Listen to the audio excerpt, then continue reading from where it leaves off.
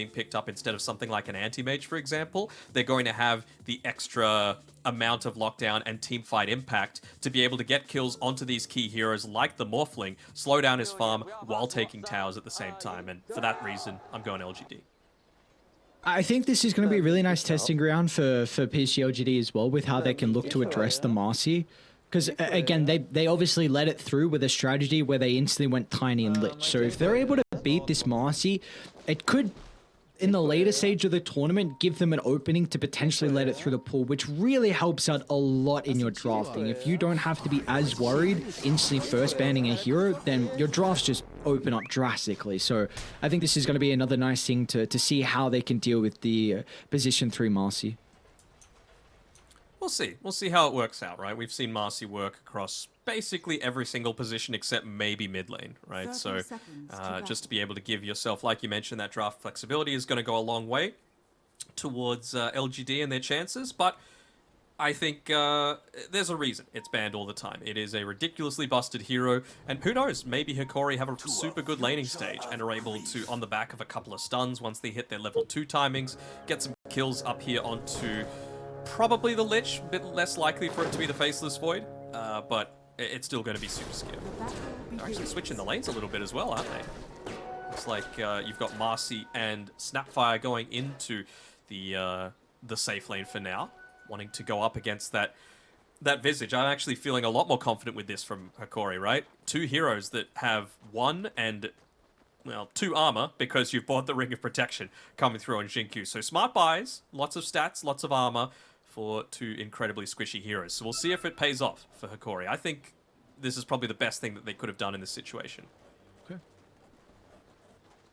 Do you think a big reason is because both the cores are going to have a better time in the lane, or because specifically they want one core to get a little bit more farm that he wouldn't have prior? I think it's just about slowing down LGD. You know, if they're able to hit their level timings and then get in onto Faith Beyond, it doesn't really matter if Xingqiu is still getting some farm in exchange. He actually popped a mango by mistake while at full mana there, so I'm sure he's going to be kicking himself about that, where he was going for the Sentry Ward instead. But it just means that you slow down the time, right, and you allow the Morphling to come up. If you're not having to deal with these familiars super early on, then your towers survive for so much longer. And it looks off to a very good start in this mid lane versus the Lash. So a lot of her harassment onto nothing to say early. It's now being able to pick up a little bit of the advantage that we saw the Zeus prior. There was a bottom lane, Faith Beyond. Chased down a couple more right clicks, and Vitalik gets that kick in from the tree line. So beautifully done. This is all off the back of the lane swap that we saw. So the fact that they already have the level 2s to play with, as soon as the Visage comes back down to the lane, we might see Hokori try and make another kill attempt. Yeah, for sure. I mean, it's even just off the back of things like Theolacor has 4 denies. Like, that actually influences the lane so much, because you hit your level 2 timing, you instantly go for the kill. LGD aren't able to do anything about it. They saw that the tree grab had been leveled up, so there's not going to be any stuns to stop that dive attempt. If there is any silver linings coming through from LGD, the lane pushing in reasonably well for them, and they weren't able to block up that hard camp, so Xingqiu is going to have the luxury of playing around that one, but looks like Theolacor might look to make a pull of his own happen on this bottom side. Xingqiu, wisely enough, interrupting that one there.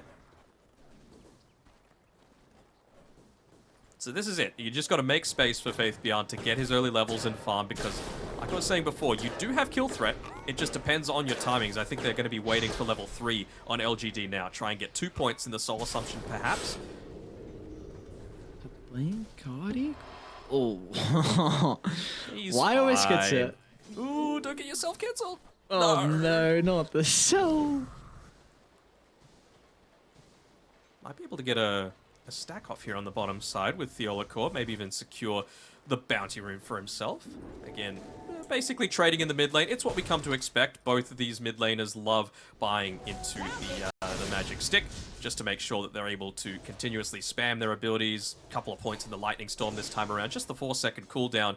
And so, yeah, both of them are going to be able to get out of this laning stage with a decent enough time.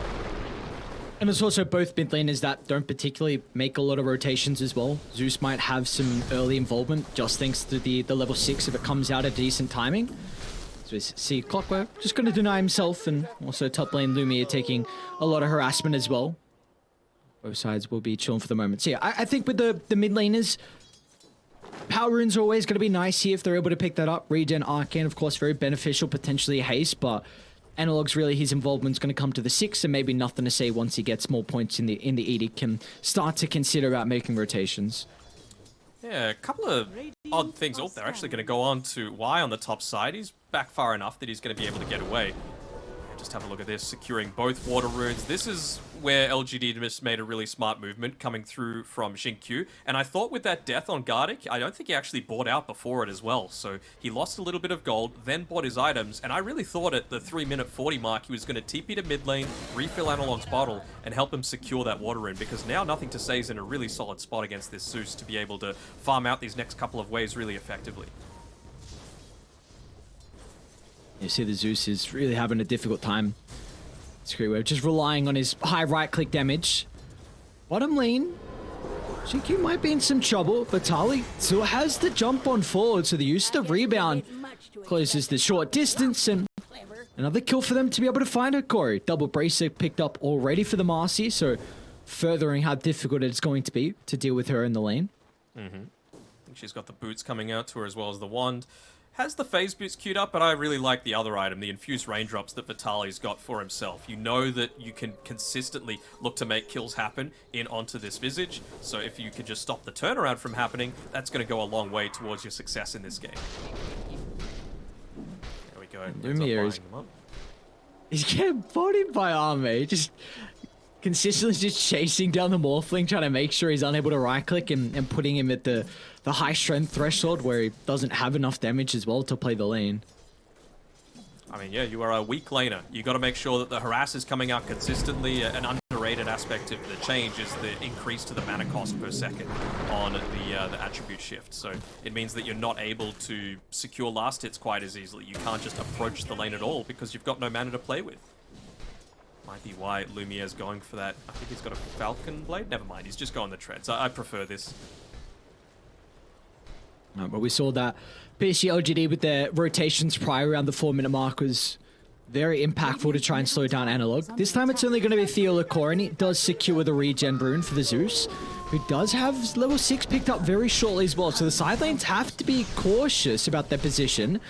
As we got kind of 2 1v1s happening up top. Gardic and Y battling it out. Me and Army trying to push away Lumiere. But this is unfair. Come on, you had 2 1v1s and now you're going to try and bring Nothing to Say up top as well? It's an unfair advantage that they're playing with. Yeah. Creeps. Mid range, Creep scouts him out. Gonna push close to Lumiere. They should be able to find Gardic into the tree line at least. They're going to hit back though. Thunder God's Wrath getting a lot of benefit out of it, helping with the kill onto the Visage and being able to blow up the Lich as well. So Hokori, they'll be able to find kills across the map, and they're not even done. They're going to continue to dive Xinkyu down bottom. Vitali just gets in range for the dispose, chucks him back to Analog. A beautiful movement as Zeus kind of mirrors Nothing to Say's movement to the side lanes. Gives them level 6 as well, so with the Siege Grip, they're going to be able to take that tier 1 tower on the bottom side.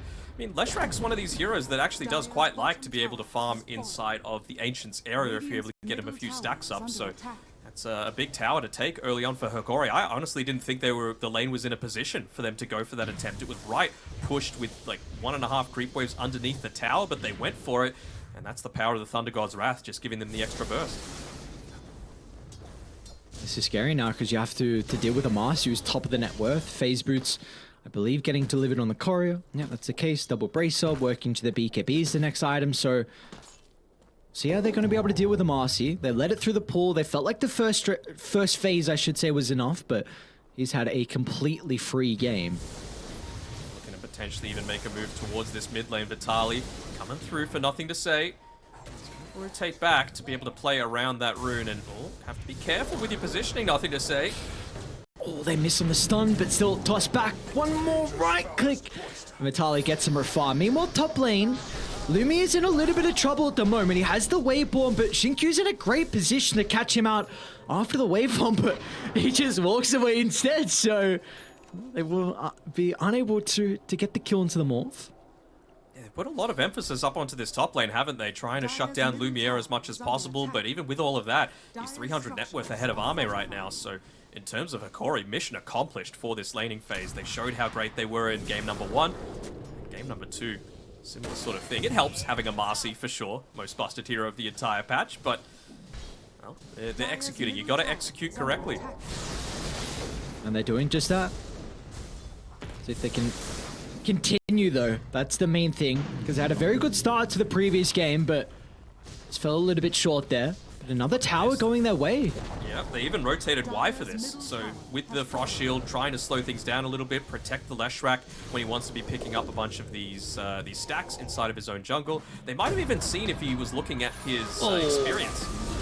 Vitali gets a big solo kill. Let's see if they can turn it back around though.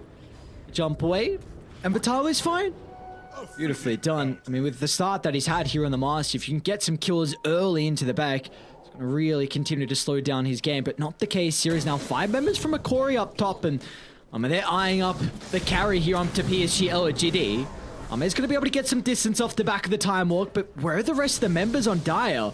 They're starting to make their way top, and Hokori will respect the reinforcements. A little low on Nothing to Say's mana as well, so I wonder if he even chooses to commit for this or only responds if there is an aggressive attempt underneath Ame on the tower. They keep him pressured back. They realize that they don't really want to farm. It was more of a just-in-case sort of rotation coming through from Xingqiu, as well as Nothing to Say. It's still all about protecting Faith Beyond, making sure that he has a little bit of a better time. He's just being able to sit back down here on the bottom side, farm up 3 waves, completely uncontested, and he's almost into that Vladimir's Offering, which is going to provide the amount of damage in the Chrono to be able to get some of these kills happening with the Soul Assumption, with the Chain Frost, and with a Leshrac as well for that, that range damage potential. Do we think the Chrono is really that main thing we need to look for PSG.LGD to kind of hit back and slow down some of the momentum that's starting to be built? I think so, but it's probably going to come around one of these key objectives. So if Hokori are able to keep the lanes pressured away from, you know, the mid tier 1 tower, the bottom tier 1 tower, there's never going to really be an avenue for you to use the Chronosphere effectively, because it's still early on enough that by the time you win the team fight and push the lane out, people are basically going to be respawning already. See smoke from Hokori. Trying to block up some of these camps with his familiars as well. Keep that eye on. Say, oh no, the hook shot might still enable him to get in range. So he's holding down the Leshrac into place, but the Hooded Defiance picked up from Nothing to Say, so it just eats through the damage from the Zeus, and Xingqiu's also trying to wrap around as well, but he will not be able to get there fast enough as bottom lane, Faith Beyond close to the tier 2 tower. But he's still going to go down. Multiple TPs coming out from the Tiny along with the Leshrac, but they're too late to protect the Visage. And now with this information, they're going to go top. They know that 2 TPs were used, so yeah, Ame needs to get out. He does. There's this Observer Ward going to get planted down by Y. Seems like they've got pretty good coverage, though, on the near the secret shop as well as their high ground, so it's all just about playing defensively. Theolacore going for the blind cookie jump, but Ame was already well gone. What is that? Isn't that nice? Isn't that balanced? Oh my. Who gets the kill? It's going to be Lumiere. Love to give it over to Carry. Should we be concerned? Like, this is a 3,000 net worth lead for what we felt was a lineup on PSG.LGD that had to be ahead. I think they have to be ahead, but they've also... Okay, yes, I would be concerned right now because Lumiere's uncontested.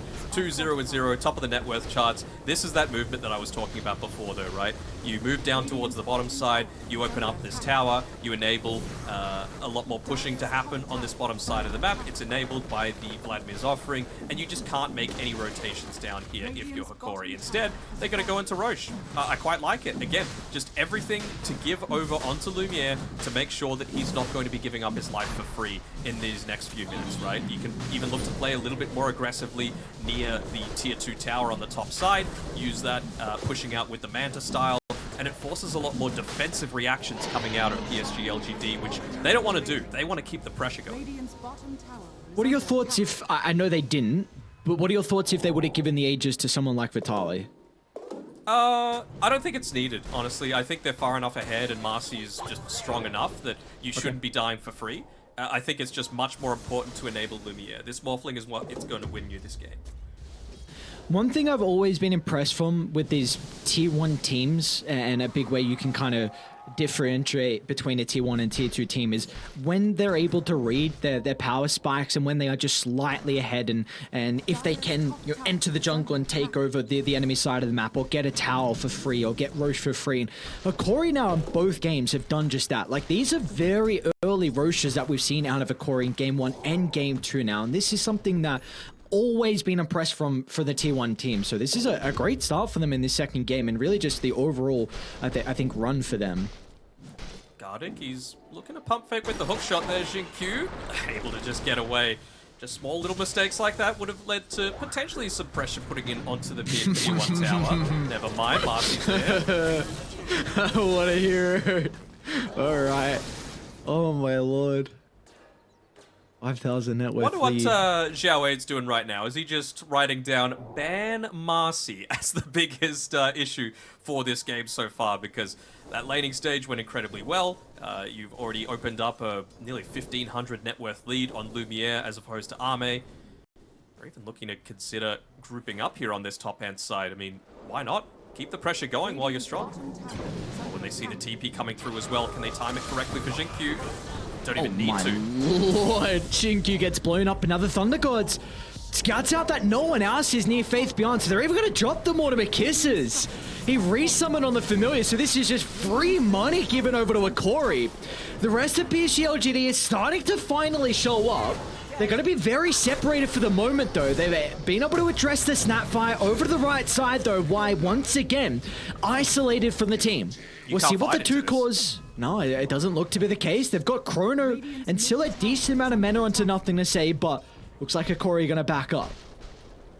They will, but they're going to back up with the Manta style now completed on Lumiere. Sidekick essentially just heals him up to full in almost every single fight, right? All you need to do is retreat for a couple of seconds. It's almost as good as a Satanicus, actually, at the 15 or so minute mark of this game. And have a look at the quick buy straight into the Aghanim Scepter after the fact for our Morphling. So see if he's able to continue this pressure up. I love the way that they're playing. You know, they're playing around the siege creep, they're playing around their vision, they're playing around the fact that there's no glyph, the Aegis. There's really nothing that LGD could do here.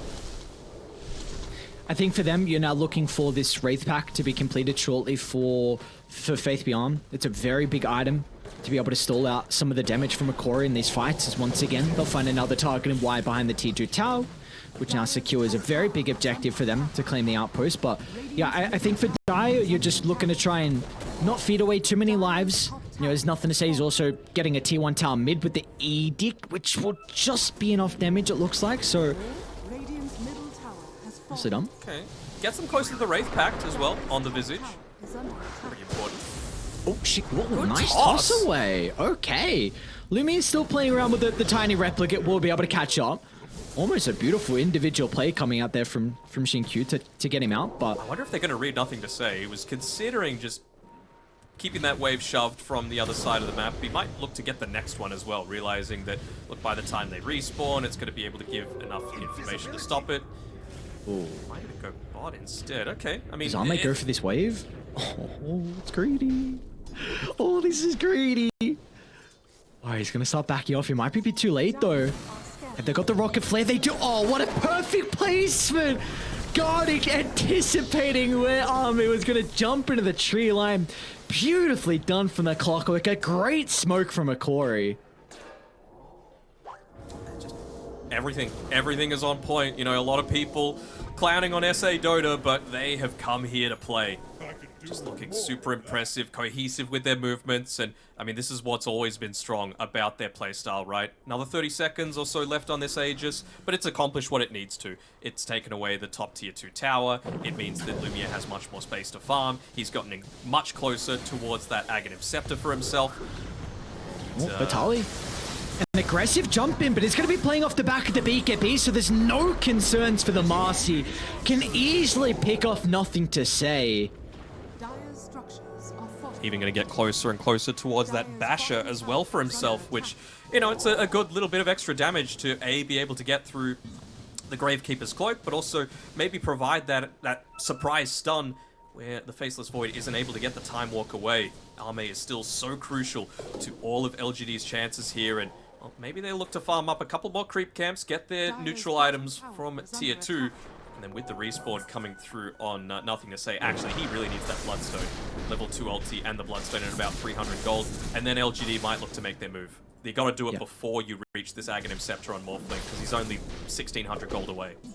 Yeah, I think one thing that PSG.LGD need to do in some of these team fights is just play off the back of how deceptible they're going to be in the tankiness from them, with the Frost Shield, with the Wraith Pact, and again with the Lesh going, the Hood and the Bloodstone. If Hokori can overcommit, I'll hold that thought, because top lane Arme, he's going to be able to drop the Chronosphere before the attribute shift. Beautiful. What?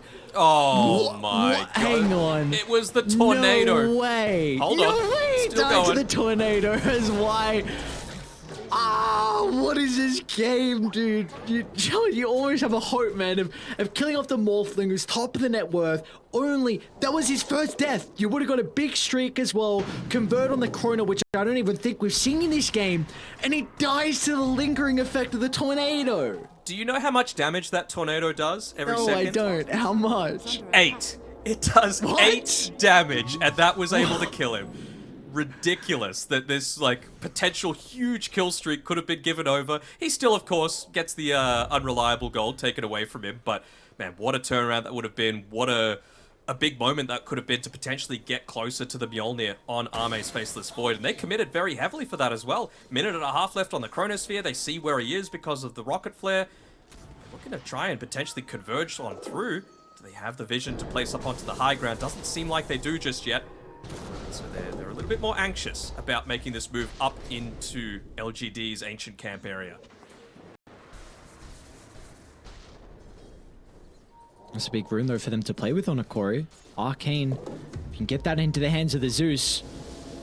As this E-Blade, they might go for the easy kill onto Xinkyu.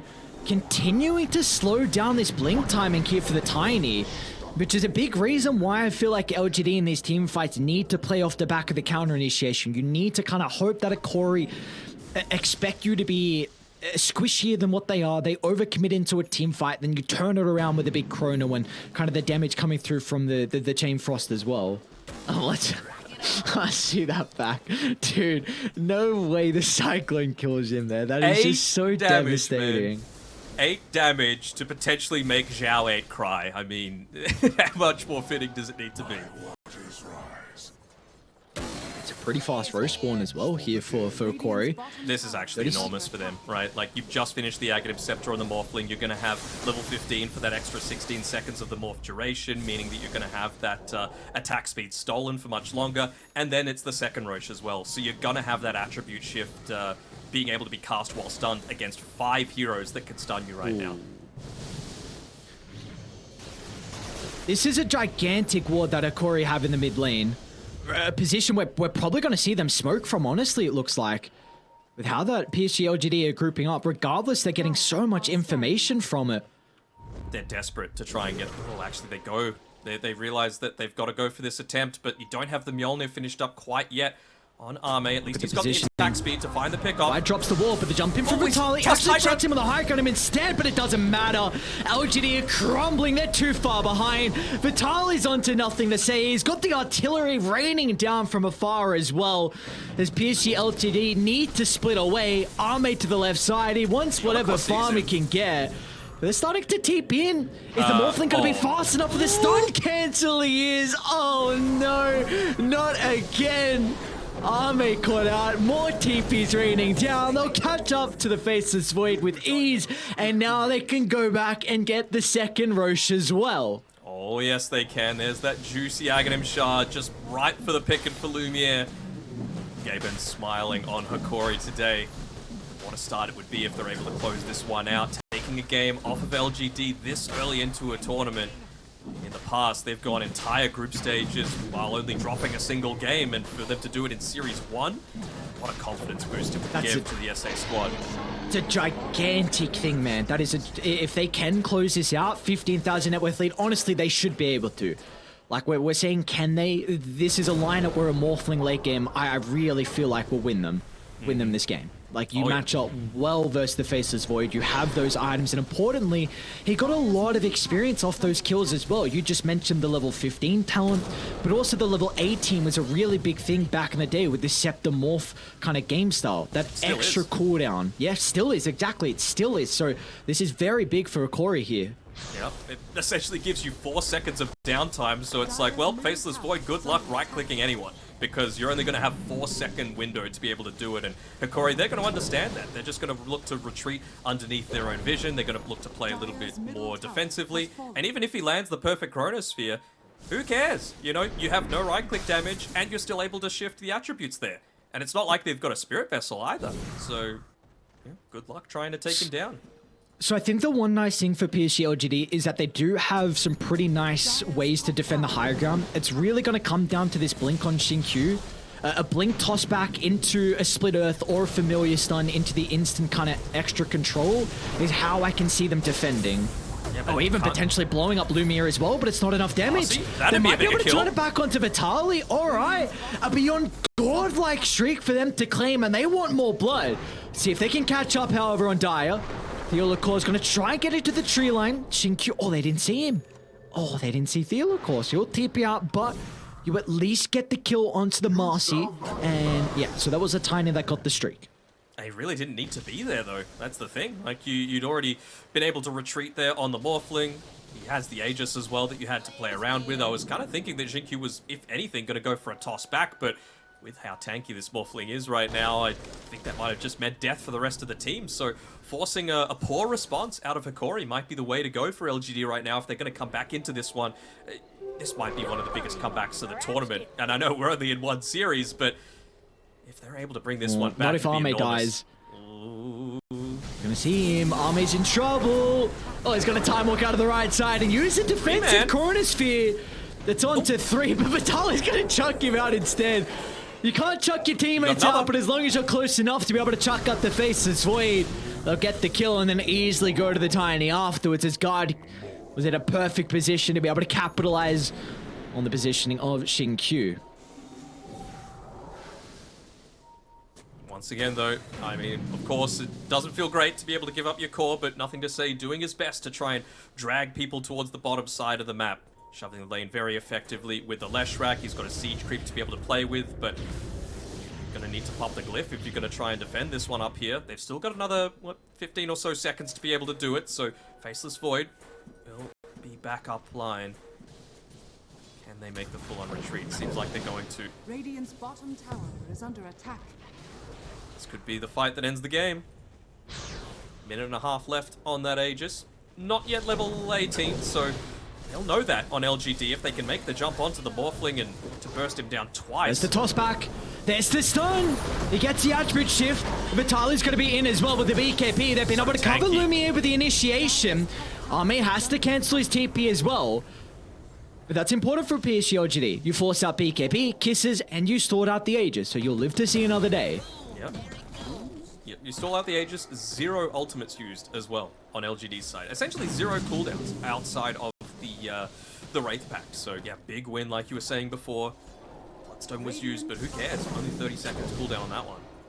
So it'll mean you get up to level 18, but I mean, this is the thing with high level Dota. You gotta give something to get something. Dire's top tower is under attack. I scan as well. I believe that was Radiance that caught PSG.LGD out of the map, so they do know something's happening. Xingqiu's going to reveal himself now. Will be no follow-up, though. Incredibly close to that little 18. Look at Arme's quick fire. He just wants to be able to attack. He knows that all of that attack speed's going to be gone as soon as that Morphling shows in the team fight. So, I mean, the play for him is LGD need to be the ones to make the jump, kind of like what we saw in game number 1, right off the back of Xingqiu, finding that pick off and being able to get that Time Walk Chronosphere off. But I feel like the play for them is wait out this Aegis, get your next item for being able to increase your damage, and then chrono the Morphling, but don't actually attack the Morphling. It needs to be Morphling plus another, and then go on the rest of the team and try and make the team fight crumble around him so he doesn't have this supporting cast. Marcy and Zeus, they would be the prime targets, but you got to make sure that the Morphling gets caught as well, because if not, he's just going to steal all of your attack speed. Yeah, and it looks like Analog's already read that he's such a vital component to Hokori, because he's going for an Aeon Disc already. I'm very early on into the game that he's going to have this Aeon Disc to protect him. Like it a lot. You just want to make sure that you're not giving up any lives for free. Of course, Vitali, with some of those previous deaths, he's gone the Blink Dagger as well, so maybe looking to try and get some of his own jump, not even relying entirely on the rebound, but once he gets into the Abyssal Blade, of course, that's going to have the Vanguard component as well, which does a lot to help out against the Visage Familiars, against the Faceless Void when he's right-clicking inside of the Chronosphere. And it really does feel like Ame? Okay. I mean, he realizes that it's not going to have many opportunities to be able to get a free kill, so take it while you can get it. And Vitali's showing down bottom as well. Let's see if he can get the BKB off fast enough. The chain control coming up from PSG.LGD is just a little bit too slow. But it's still another BKB being used. It's still a 4v5, and you know the net worth lead isn't supposed to shrink once you've got the Aegis, and when you're this far ahead, it's gone from 16k, I think, all the way back down to 12. So LGD, can they make the magic happen again? They had a 9% win probability. There's just something in this game. You get the sense that they're going to be able to claw their way back. Smoke could really help out, but again, it's going to be underneath another observer ward. Corey, Gardick's been on point with his warding this game so far. Going to set themselves up. Gardick in a position where he can pop the smoke and instantly turn it back around. Just waiting to see what the power rune's going to be. Lumiere has a DD as well if a fight does break out. Oh, they might have been baiting that one, but just a little bit too quick on Nothing to Say. Claiming it and running on away. But you're happy on this if you're LGD. Just delay, delay, delay. 12k lead is now 10.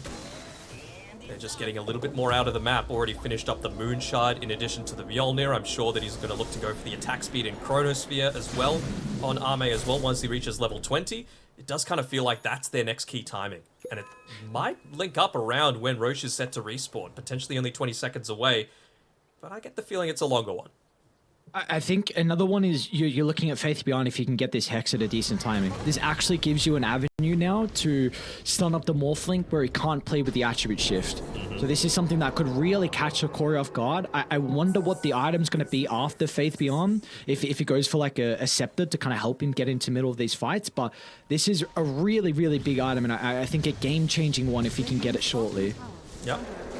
Not a super long Roche respawn, but not incredibly short either, about a minute and a quarter.